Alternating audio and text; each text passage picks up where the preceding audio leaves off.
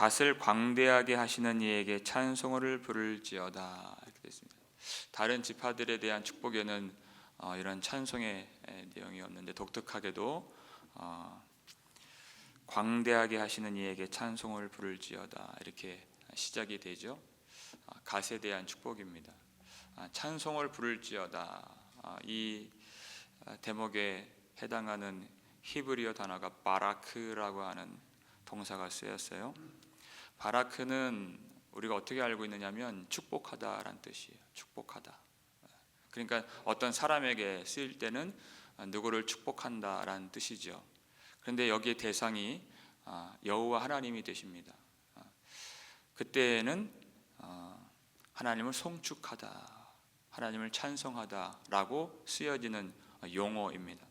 사람에게는 축복을 하고 여호와께는 송축을 하고 같은 단어인데, 그러니까 축복의 순환이죠. 하나님은 우리를 부르실 때 복을 주시려고 부르신 것입니다. 그리고 복을 받은 자들은 그 하나님께 송축하고 경배하고 예배하고 찬송을 드리는, 그것이 마땅한 것이죠. 이 광대한 땅을 갓이 받았다. 그리고 암사자같이 큰 힘을 받았다. 그것은 하나님이 주신 축복인 것입니다. 하나님의 은혜인 것입니다. 마땅히 하나님께 송축하고 찬송을 드려야 되는 것입니다. 우리가 받은 것, 우리가 누리는 것, 우리가 소유한 것, 그것은 다 하나님이 주신 것이죠. 다른 누군가가 준 것이 아니고, 내가 내 힘으로 얻은 것이 아니고 하나님의 은혜로 우리가 받은 것입니다.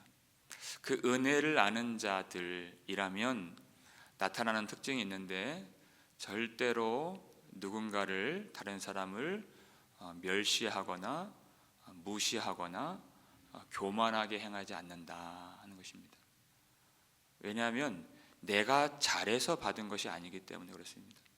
내가 잘나서 받은 것이 아니기 때문에, 진정으로 내가 하나님의 은혜로 받았다는 사실을 안다면 모든 관계 속에서도 겸손하게 행하고, 그리고 겸손하게 하나님을 예배할 때 그 상한 심령의 예배를 하나님이 받아주시는 것입니다. 그 예배가 참된 예배가 되는 것입니다. 그 은혜 받은 자가 어떻게 행해야 할지, 그것을 다음 절에서 우리가 알 수 있는데요. 21절 말씀을 함께 읽겠습니다. 그가 자기를 위하여 먼저 기업을 택하였으니 곧 입법자의 분깃으로 준비된 것이로다. 그가 백성의 수령들과 함께 와서 여호와의 공의와 이스라엘과 세우신 법도를 행하도다. 아멘. 이스라엘 백성들이 이제 광야 생활을 마치고 하나님께서 약속해 주신 가나안 땅으로 들어가려고 할 때 아주 영광스러운 순간이죠. 이제 요단강만 건너면 가나안 땅에, 그 약속의 땅에 들어갈 수 있는 그런 순간이에요. 그런데 이 갓 지파가 르우벤 지파와 므낫세 지파 반 지파죠 와 함께 무엇을 요구했습니까? 요단강을 건너가면 하나님이 약속하신 가나안 땅이 있는데, 요단강을 건너기 전에 그 땅을 보고서 너무나도 그들이 흡족해했다는 것입니다. 너무나도 좋은 땅이라고 여기고 그 땅을 취하기를 원했어요. 요단강 동편이죠. 서편에가 가나안 땅인데요.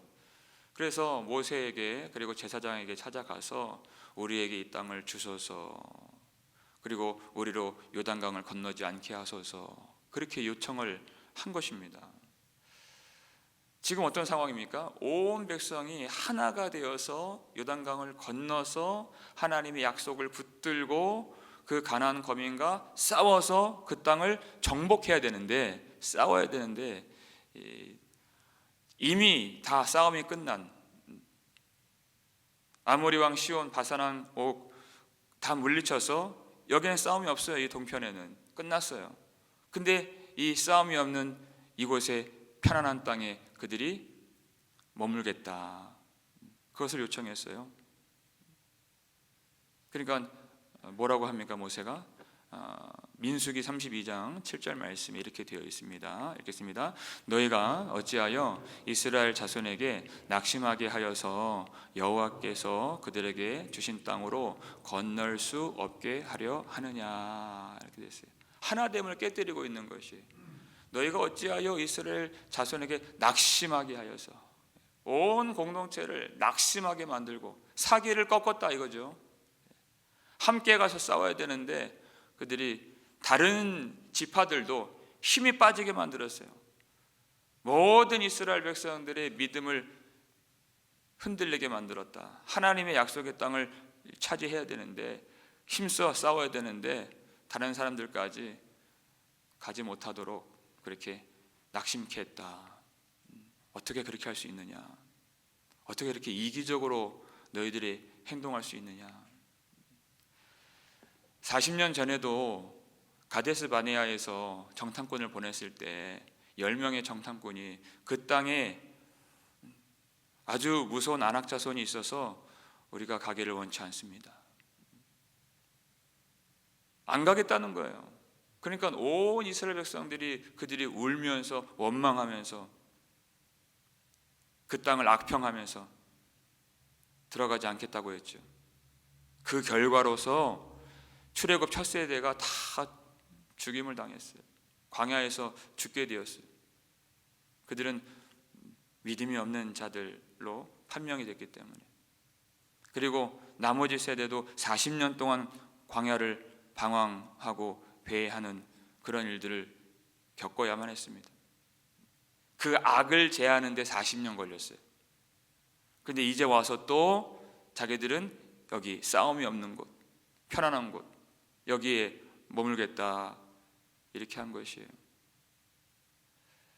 너무나도 이기적인 행동이죠. 여러분, 하나님의 언약은요, 공동체적인 언약인 것입니다.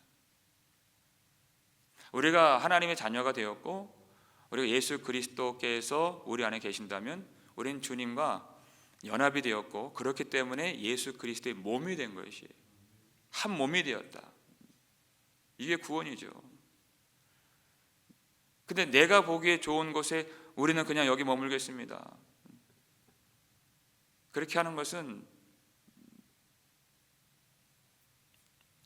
구원이 무엇인지를 모르는 것이죠. 하나님의 약속이 무엇인지 모르는 것이죠. 하나님의 언약은 공동체적으로 임한다.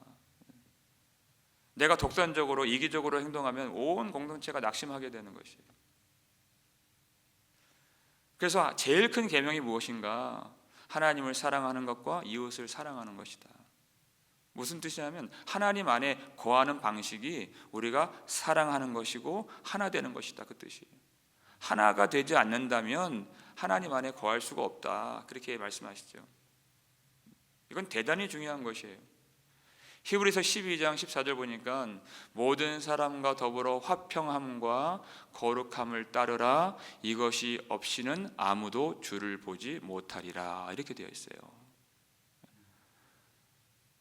나는 거룩한 사람입니다 하면서 다른 사람과 모든 사람과 화평함을 따르지 않는다면 그것은 거짓된 거룩이다, 하나님을 볼 수가 없다, 이렇게 되어 있죠. 그리스도인인데 이기적인 그리스도인이다? 그건 있을 수가 없습니다. 그건 모순이고 그건 거짓이고 그건 존재할 수가 없는, 이기적인 그리스도인은 있을 수가 없는 사람인 것입니다.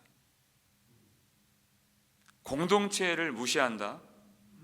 그것은 하나님을 모르는 것이고 하나님을 멸시하는 것이에요. 온 공동체에 주신 그 언약이 있는데 그 언약을 따라서 힘써 싸우는 것입니다. 다 같이 가서 우리에게도 주신 사역이 있고 또 우리가 마땅히 주님께 영광을 돌리는 예배가 있습니다. 예배가 가장 중요하죠. 그때는 온전히 우리가 하나가 되어서 하나님 주신 사역과 그 예배에 동참할 때 우리 모두가 힘을 얻게 되고 하나님께서 영광을 받으시는 예배가 되는 것입니다. 자기를 돌아봐야 되는 것이에요. 내가 이 공동체적인 언약을 깨닫지 못하고 한 몸 되는 그런 하나님과의 주님과의 신령한 연합을 깨닫지 못하고 내 독단적으로 이기적으로 행해서 혹시 공동체를 낙심케 하는 모습은 없었는가 돌아보는 것이에요. 그런데 이 갓지파가 어떻게 나오게 되었는가? 민수기 32장 17절 18절 말씀인데요, 읽겠습니다. 이 땅에 원주민이 있으므로 우리 어린 아이들을 그 견고한 성읍에 거주하게 한 후에 우리는 무장하고 이스라엘 자손을 그곳으로 인도하기까지 그들의 앞에서 가고 이스라엘 자손이 각기 기업을 받기까지 우리 집으로 돌아오지 아니하겠사오며. 아멘. 자, 새로운 제안을 가지고 왔어요. 모세의 책망을 바꿔서 어찌하여 이스라엘 온 자손들을 낙심하게 하느냐, 책망을 받고 새롭게 이 제안을 제시하는데 어떻게 합니까? 이제 자기들이 그 소유하겠다고 하는 그 땅에도 이제 원주민이 있기 때문에 견고한 성을 먼저 짓고 아이들을 위해서 안전하게 거기 성을 짓고 거주하게 한 후에 우리가 무장을 하겠습니다. 그리고 이스라엘과 함께 싸우러 가겠습니다. 그 뜻이에요. 언제까지요? 이스라엘 자손이 그곳으로 인도하기까지, 이 싸움이 끝날 때까지, 하나님이 약속하신 대로 이스라엘 자손들이 각기 그 기업을 다 받기까지, 끝까지 우리가 그 싸움에 동참하겠습니다. 근데 그들이 싸움에 어디에 서 있는지 보세요. 노란 글씨 써 있죠. 그들의 앞에서 가고 그랬어요. 거기에는 아낙 자손들이 있고 이 가나안 땅 정복을 위해서는 싸워야 돼요. 그런데 그 싸움의 가장 위험한 곳, 가장 맹렬한 싸움이 있는 그 선봉대에 우리가 서겠습니다. 여러분, 지금 이 갓지파는요, 아무리 열심히 싸워도 그 가나안 땅을 자기들이 차지하는 게 아니에요. 이미 자기들의 땅은 이 요단 동편에 있어요. 그들이 열심히 싸워서 그 땅을 누가 얻습니까? 다른 지파, 이웃 지파가 얻는 거예요. 그럼에도 불구하고 가장 어려운 싸움, 그 선봉대에 우리가 서서 이 싸움이 끝날 때까지 우리가 집으로 돌아오지 않겠습니다. 끝까지 싸우겠습니다. 의무를 다하겠습니다. 의의를 지키겠습니다. 자기를 위해서 싸우는 것이 아니죠. 하나님의 약속을 지키기 위해서 싸우는 것이고 다른 지파들의 유익과 그들의 이 땅 차지함을 위해서 싸우는 것이에요. 그러니까 이 21절 중간부터 보면 이런 말씀이 나오는 것입니다. 그가 백성의 수령들과 함께 와서 여호와의 공의와 이스라엘과 세우신 법도를 행하도다 라고 축복을 했던 것이에요. 여호와의 공의를 행했다. 이스라엘과 세우신 법도를 행했다. 그들이 함께 와서 여호와의 의를 행했다가 바로 그 내용을 의미하는 것입니다. 하나님과의 그 의의를 지키는 것이죠. 하나님께로부터 큰 축복을 받았어요. 근데 그 축복만 받고 그들이 이탈하는 것이 아니라, 떠나는 것이 아니라, 자기들이 원하는 곳에 머물러 있는 것이 아니라 하나님과의 의의를 지키기 위해서 다른 지파들을 위하여 책임을 다했다. 책임을 다했다. 이게 신앙인 것입니다, 여러분. 내 유익 때문에 하는 것이 아니에요. 모든 사람들은 자기 유익 때문에, 모든 삶의 동인이 자기 유익에 있죠. 아니에요. 자기 유익 때문이 아니라 하나님의 의에 동인이 있는 것입니다. 하나님과의 약속인 것이에요. 하나님과의 관계인 것이에요. 그것 때문에 행하는 것이고, 그것 때문에 사는 것이고, 그것으로 나를 희생할 줄 아는, 내 십자가를 질 줄 아는, 그것이 내 안에 주님이 계시는 삶인 것입니다. 여호수아 22장 3절 말씀을 보시면요, 이렇게 되어 있습니다. 읽겠습니다. 오늘까지 날이 오래도록 너희가 너희 형제를 떠나지 아니하고 오직 너희의 하나님 여호와께서 명령하신 그 책임을 지키도다. 아멘. 그들이 진짜 그렇게 했다는 것이에요. 오늘까지 너희가 이 이스라엘 모든 형제들을 떠나지 않고 너희들 편한 곳에 이미 땅이 있는데 거기에 머물지 않고 끝까지 아이들을 두고서, 자기 아내를 두고서 끝까지 이 싸움에 동참했다. 책임을 지켰다. 하나님이 명령하신 그 책임을 지켰다. 여러분, 하나님이 우리에게 축복을 주실 때 축복만을 주시는 것이 아니라 우리에게 책임을 주신다는 것입니다. 이 부분이 너무나도 중요하다는 것이에요.